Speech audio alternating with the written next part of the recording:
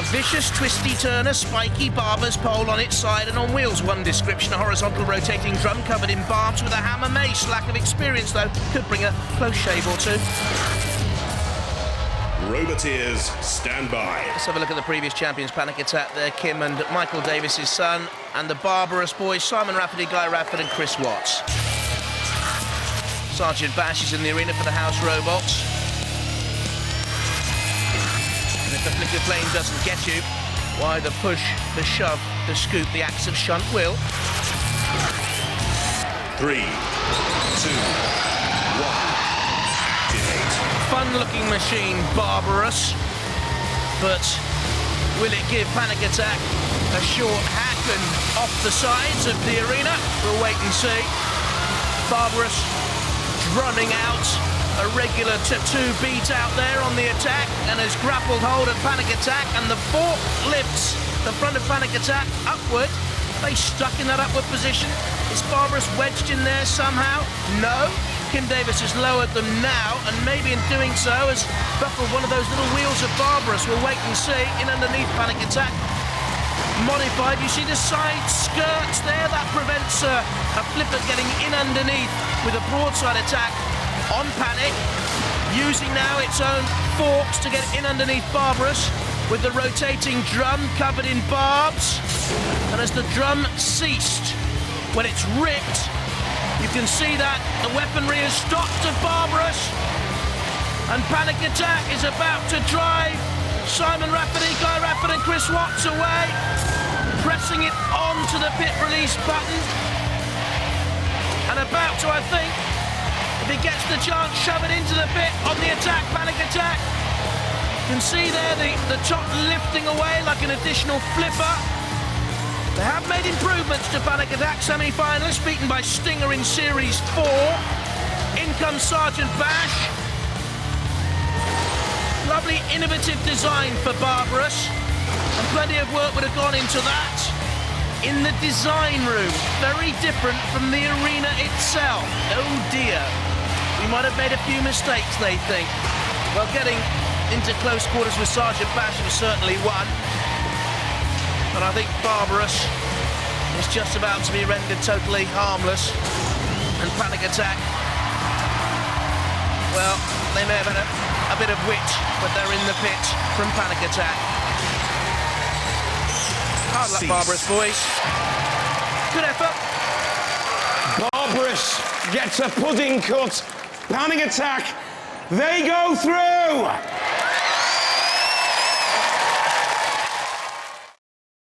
From Horsham in West Sussex, Barber-Ous 2. An odd bod, it's the Robot War Sweeney Todd. The one thing that we're most susceptible to, I would say, is horizontal spinning weapons. The one robot that I didn't want to be pitched against was Hypno-Disc. Look at you! That's all I needed to hear. A barbed barber's pole with the drum weapon, not too quick at 10 miles an hour. The strength is made of plastic, the weakness is, it's made of plastic. Curious. Roboteers, stand by. Let's have a look at the teams. Barber-Ous, the captain Simon Rafferty on the left, Granny's Revenge, captained by Trevor Andrew on the right-hand side. Hypno-Disc, very experienced, the Rose family, Dave captains on the left, and then 4x4 with Benny Castle and Andrew on the right. Sergeant Bash is in there for the House Robots in the arena. Ooh, Sir Kilolot's there too. 3, 2, 1. Activate. Want to see the Barber-Ous weaponry here, look at it. Churning. Granny's Revenge right in the middle. Granny's Revenge 2, I should say. There wasn't a great deal of the original Granny's Revenge machine left from the last wars. It's all good fun, isn't it? Sergeant Bash is in there with a lick of flame. Barber-Ous is to give close attention to poor old Granny. And in comes Sergeant Bash again. Hypno-Disc is behind. There's Barber-Ous now. Is it a truly controlled weapon? Using the cloth there to snag other weaponry. 4x4 has snagged the Barber-Ous 2 machinery, but I'm not too sure what damage it's caused Barber-Ous 2 there. The cloth from 4x4, and something's come off there. It is just the cloth from Barber-Ous 2. So 4x4's big plan to snag up anything hasn't really worked. But Barber-Ous 2 has been attacked by Hypno-Disc. Granny's Revenge 2 is about to be counted out. She's smoking already. Granny, don't smoke, it's bad for your health. Hypno-Disc on the attack on 4x4, which has done nothing. Boys from Dublin, if your best hope was a bit of cloth, dear oh dear, Granny's Revenge is on its way out. Poor old Granny is counted out. The team from Reading, Trevor Andrew, and his sons Philip and Ben, they're the ones who put Granny in, not us. We're seeing the rep cam there. To me, Hypno-Disc is the only one still moving. Granny's on fire. Barber-Ous 2 has been shunted by Hypno-Disc, but I think they're immobile as well. 4x4, there's nothing there, so which was the robot last standing of those three to go through with Hypno-Disc? Poor old Granny's underneath the drop zone, it's a cooker! Hypno-Disc has spun and won, we know that! The ultimate smash to smithereens, Granny's Revenge 2. This is a cooker. Like the one back at home in your kitchen. Think of the weight. Slam. Nothing left of you, ma'am. And I'm being told that it's Barber-Ous who survived the longer to go through with Hypno-Disc. So Barber-Ous have gone through with Hypno-Disc. Poor old Granny, there's nothing left of you. The cease is finally called. The Rose family, well, they're blooming. They've gone Granny's Revenge. I think the Barber-Ous team are through. Oh! Hypno-Disc, it's looking ominous. 4x4 gets shown the door, but that is no way to treat the elderly. Poor Granny's Revenge gets toasted by Bash, and then a cooker dropped on her head. Barber-Ous and Hypno-Disc, they go through.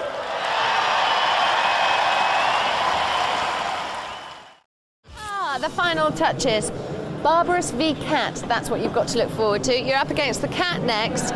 You had all that work to do, didn't you? Yep. And not a lot of time to do it. Nope. So what did you do? What did you end up doing? We had to remake the wheels. If you have a look at the the wheel rim over there. Here it is. Yeah. We decided that was really irreparable, and so I had to come up with a different design for the wheels. We had some of this blue plastic, which we just sort of cut a slot in, inserted another bit to expand it out a bit, and used that as the wheel rims instead. Bolted the tyres on, bolted the original sides on. And you actually think it's going to be better now, not just fixed? It's lighter, and it seemed the wheels actually run more truly. So you're fighting Cat? That's yeah, fine? Yeah, good. Let's see if they're so cool. Let's see if we've got cool cats around the corner. Barber-Ous 2.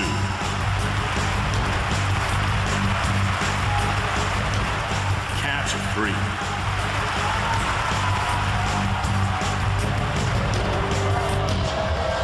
Roboteers, stand by. Barber-Ous 2 team, Simon Rafferty, Guy Radford, Chris Watts.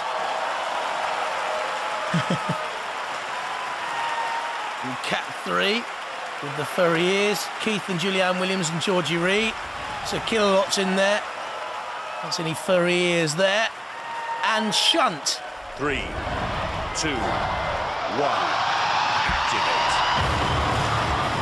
Well, they're very tentative coming out, aren't they? Cat 3, oh! Down came the axe, but when Barber-Ous 2 moves with a menace, he can thrust anything away. That is just tossed 97 kilos of Cat 3 across the arena. I think if they could truly modify Barber-Ous so that it was better controlled, they could have a deadly weapon here. The spinning, twisty, turny, spiky Barber's pole. Cat 3 on its side. And where can Cat 3 go from here? Got Go Faster orange tiger stripes, we know. It has the girl power. At the moment, the arena is going to be kitty littered, I think. Barber-Ous 2 has Cat 3 on its side. How many lives does the cat have? Barber-Ous is doing all the work. Cat 3 trying to self-right using the pneumatic axe. But I think the balance is wrong, and I don't think they're going to be able to self-right. Neither does the ref bot. He's going in. He's having a look. He hasn't started the count yet, but it's not going to be long, surely. Barber-Ous 2 winds up for another attack. The count has started. The crowd pick it up. Cat 3 about to head out. And that's a shame for Keith and George and Julianne. They won't be making the heat final. And it's Barber-Ous 2 to go through to meet Hypno-Disc. Simon, Guy and Chris. Again, another stomach-churning attack on the Cat 3 robot, which is now being clawed by Killalot and dragged away onto the floor flipper or the pit. Oh, what's come off there? After all that, they've chopped apart their own weaponry off. Cat 3 must have been pincered off by Sir Killalot, I would have thought, and the floor flipper does the rest. The damage was caused by Sir Killalot, and in the end, an axeless Cat 3 goes flying. Cease. No question about it, Barber-Ous 2 go through. Oh dear, Cat 3, use all their 9 lives. Barber-Ous go marching on!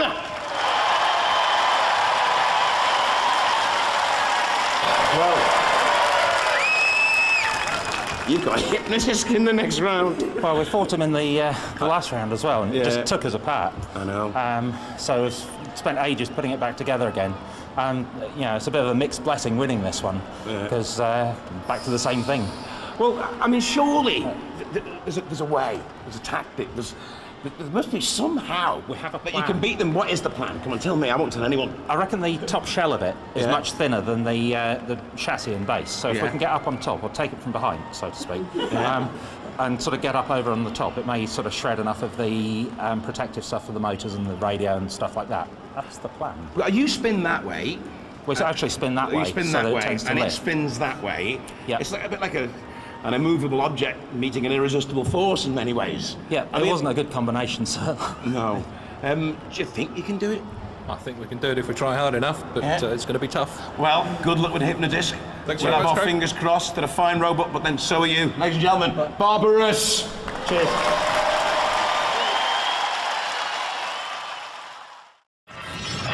At this late stage in the proceedings, how are you feeling precisely about Hypno-Disc? Hypno-Disc. A little nervous, obviously, but we've got nothing to lose at this point. Listen to me. Do you think we're going to win? And I just looked at the robot and went, no, you don't, do you? You don't. You paranoid, the lot of you. No, I don't think so. We've good reason to fear them. You have very good reason to fear them. But you got your new design from your wheels. Yes, we have. Yeah. Nice new wheels, nice new drum after the last encounter. Nice big spikes. Lovely spikes. You're away.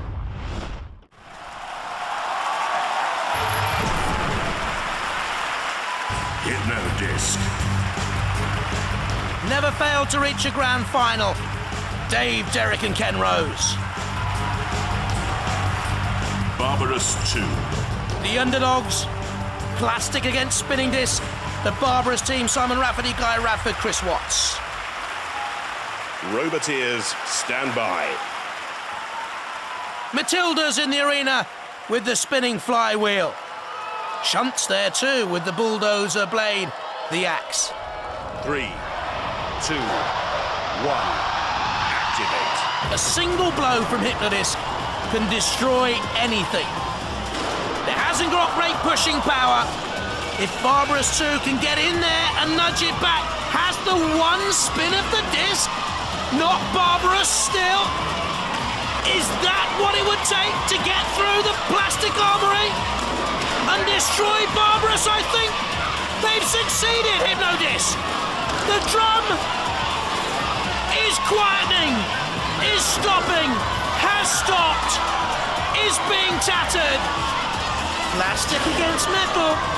Hate to say we told you so, but we told you so. And there, the scars of war. Hypno-Disc Not as impressive as the last series. Are we sure? Down goes the pit. Barber-Ous 2, a long, lengthy barber's pole, gradually nudged into submission, and the pit. One wheel hangs limply to one side. The ref bot comes in for a look. Well, they've done brilliantly to get through this spot. I love the innovative design of it. I hope they come back with a stronger robot. But the basic principle seems sound to me. What do you think? But this Robot Wars, the campaign is over for Barber-Ous 2. And a very good machine goes through. Look at the scars in the plastic.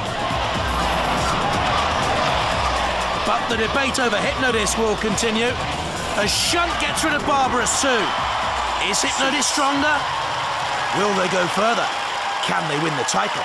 Hypno-Disc through to the series semi.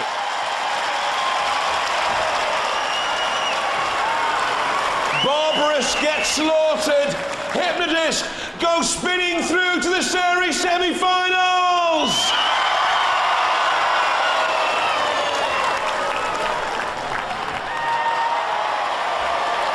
Well, that was all over fairly quickly, wasn't it? It was a little bit. What happened?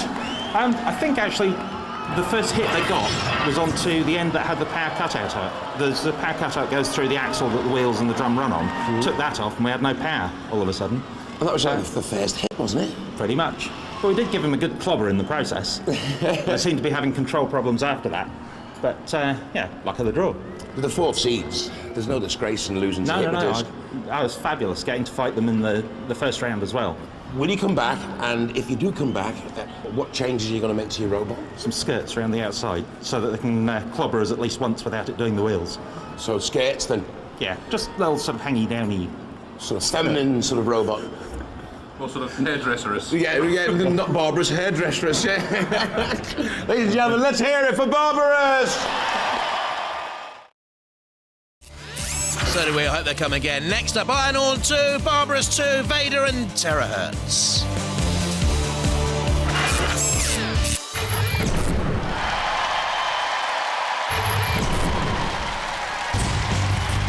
From Horsham in West Sussex, Barber-Ous 2. Barbed to give anyone a close shave. Barber-Ous, feeling nice and solid? Yep. Yeah? Yep. Good job too, because you're up against Terrorhurtz. But look, new wheels. Flexi wheels. I figured that it was probably better if we could deflect Yes. an impact rather than trying to absorb it. Yeah. So make the wheels even more flexible. And it's untested. And things might get mangled, caught up. It might do. Yeah. I'm a bit worried about axes. A full-body, high-speed spinner on a horizontal axis. In other words, a plastic drum weapon propelled by two 500-watt hub motors. The plastic could cause problems. Roboteers, stand by. On the left in the pods, Terrorhurtz, John Reed, Nicholas Lynch and James Lynch. Barber-Ous 2, Simon Rafferty, Guy Radford and Chris Watts. Vader there on the left, Paul Rose, Simon Latham and Philip Claythorpe. And Iron Horn 2, Gilbert and Robert Grimany and Bilbo. In the arena for the house robots, Shunt with the double blades and Matilda with a Tuscan flywheel. We've already seen that to great effect. 2, 1, activate. If you have to ask me, this is the stronger heat because it's got Terrorhurtz out there with that mighty axe, and it's got Vader. I like the look of Vader. Terrorhurtz was very nearly toppled. I like the look of Barber-Ous 2, but I'm not too sure how effective it is. Goodness me, that is metal. Mashing mayhem out there at the moment. Splendid action. Vader away from danger, and then out comes Shunt. In goes the axe of Terrorhurtz. The Barber-Ous pole is simply churning away. Their iron ore is being ground down to a sparked pulp, I think. Or is it okay? I'm not too sure. Iron ore might have been immobilised. They're all looking on in the control pods there. You can see the Iron Ore team, Gilbert, Grim and Robert and Ian Bilbo looking on with concern. There also the Terrorhurtz boys as their axe comes into play on Barber-Ous 2. And the force of the axe down nearly sent a 99-kilo machine. Terrorhurtz 2 rocking away from the action. Iron Ore's okay, and across the flame pit there.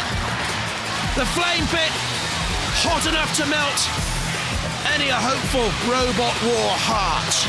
There's Barber-Ous 2 spinning away. Terrorhurtz has been formidable, I think. Iron-Ore 2 slightly fortuitous to still be in the fight, but getting a great axe blow into Barber-Ous 2 and the plastic shell ripped apart there.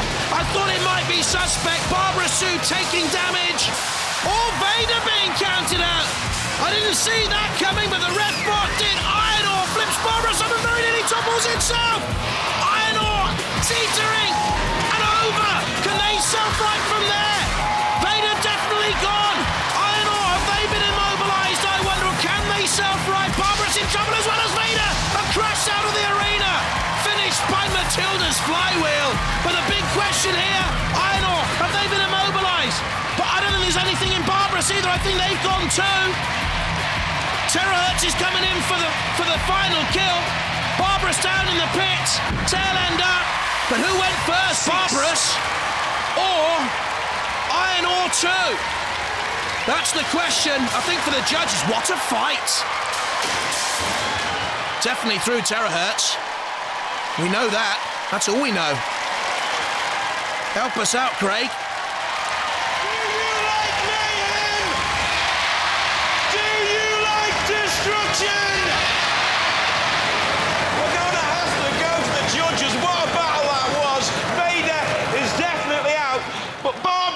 And Iron-Ore were both kind of immobilised, and we're not quite sure who was immobilised first. We're going to the judges while they're making up their minds. Let's see the highlights. Watch for the power of Terrorhurtz's weaponry here. Straight in on Vader. I think Vader were killed off very early on by the axes. Finished, counted out by the ref bot, thrown out by Matilda. But who went first, Iron-Ore or Barber-Ous? I think Barber-Ous were done there by Iron-Ore's weaponry. Before Iron-Ore sort of dragged themselves over. Or did Barber-Ous pull them over before Barber-Ous was finally pitted? We know Iron-Ore's still moving there. Finally flung over by Terrorhurtz. Was Barber-Ous moving before Terrorhurtz pushed him in the pit? I don't think so. I don't know. And the judges have made their decision. In their infinite wisdom, they have decided that Barber-Ous was immobilised first, so Terrorhurtz and Iron-Ore are through!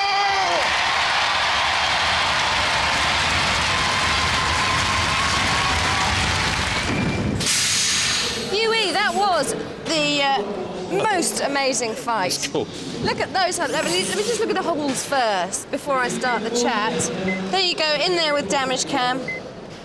What's actually in through that hole? It's got a bit black.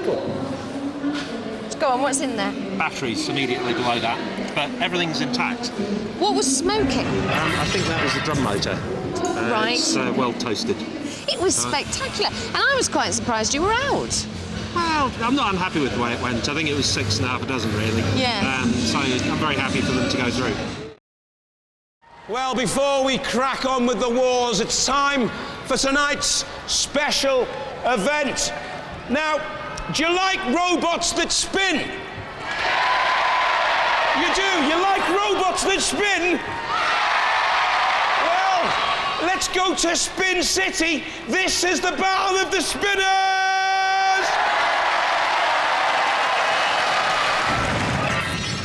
You are just about to step into the arena with 2 other spinners. Yep. Quite worrying. Are you going to do devastation out there, or are they going to do it to you? We're going to have a crack. They're all quite evenly matched, I reckon. They'll all run the other way up. And they have a certain similarity in the designs of them, so I think that it should be a good match. It certainly should be a good match. 3 spinners, 1 arena, 2 house robots. It's going to be a corker. Get out there, cause some mayhem.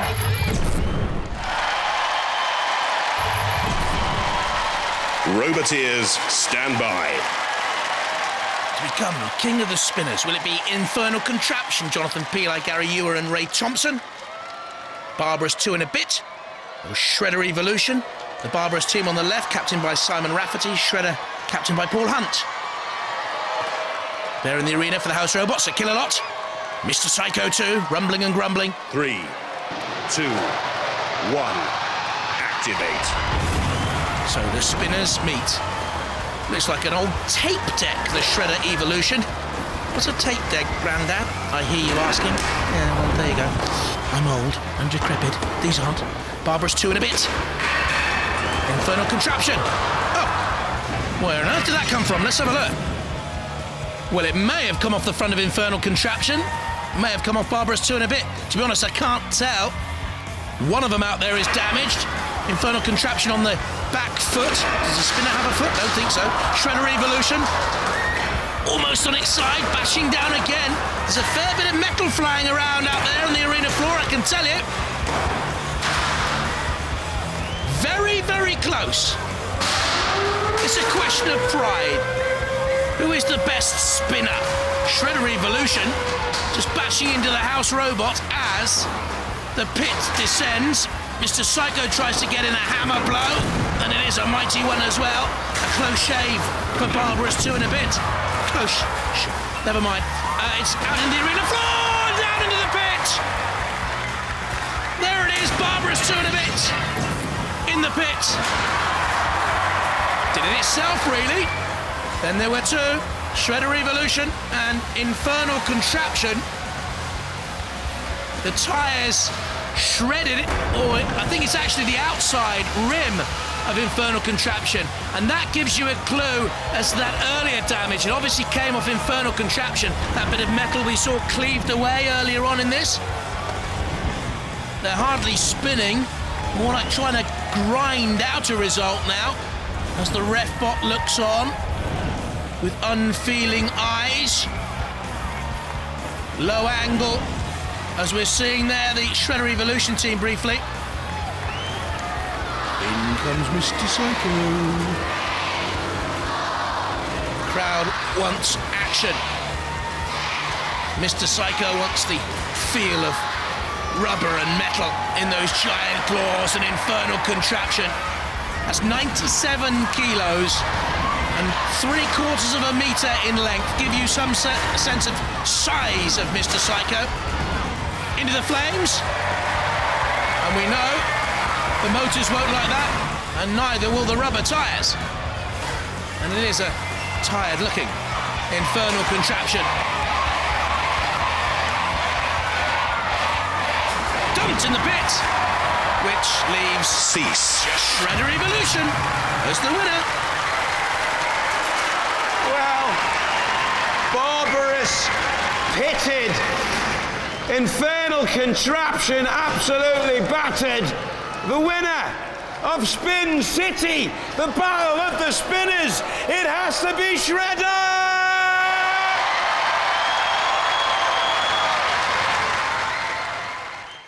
From Horsham in West Sussex, Barber-Ous 2 and a bit. Got a short back and sides in the Sixth Wars. The drum will spin round, and these are just like a kinetic flipper, or anything it hits, it'll just throw up into the air, destroy, or whatever. Destroy. And the yellow bits? The yellow bits are to push against.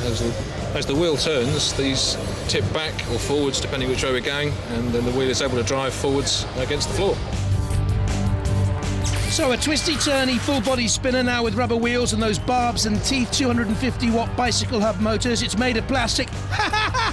It's made of plastic! From Burgess Hill in West Sussex, Thunderpants. To be honest, this has been utter pants in previous wars, and looks as if it is again. Come on, you've got to get out of those doors to compete. Ref bot, red card. Thunderpants has gone already. 3 remain. Let's have a look at the teams. Barber-Ous 2 and a bit there on the left-hand side. Simon Rafferty captaining, and Tetanus Booster captained by Paul Snook on the right. And the Leveller 2 team, 2 David McLachlans amongst those 3. In the arena for the house robots, we have Growler, our pet pooch. Ooh, there's his owner, Mr. Psycho. Horrible. 3, 2, 1, activate. So only 3 remain after the wonderful, wonderful competitive spirit of Thunderpants. Leveller 2 has a little flippability problem and is turned over by Barber-Ous 2 in a bit. No orthodox flipper, but it has those barbs and teeth to flip. an opponent over. And Tetanus Booster in there with a slam as well. Can get up to 18 miles an hour in the arena. Tetanus Booster is the fastest out there right now. Barber-Ous 2 and a bit. Is moving, is it? Ref, well, you better check on that. I'm not too sure whether Barber-Ous 2 and a bit is still mobile. I think the effort of spinning and flipping has taken too much out of the motors there. The 250 watt bicycle hub motors of Barber-Ous 2 and a bit, I don't think, are moving. Ref, what do you? Have a check? Have a quick look. Oh, level of 2! Part of the rear armour taken off by Tetanus Booster. Tetanus Booster, very, very impressive so far. Level of 2, sustaining real damage here. The alloy and polycarb not up to it. Barber-Ous 2 and a bit counted out. So as long as the other two remain okay at this stage, they'll go through. There's the ref bot cam, and there, of course, is Mr. Psycho. And down to earth with a crunch comes the Barber's pole. Whee, up he goes. Where it lands, no one knows. Well, we do, with a bit of a crunch. Good start by Barber-Ous 2 and a bit, but a horrible ending. Even worse now, in the claw of Mr. Psycho. Where will it go? Out of the arena, in the pit? What do you fancy? Drop zone? I'll have a word with Mr. Psycho for you and try and persuade him. Put it on the floor, Flipper. The drop zone, Mr. Psycho. Now, don't put it down the pit. Oh. I'm going to argue with you. There it goes. Barber-Ous 2 and a bit out. Cease. Shake of the head. Back to the barbershop quartet. Poor old Thunderpants never even made it into the arena. Barber-Ous gets absolutely battered. Tetanus Booster and Leveler 2. They go through.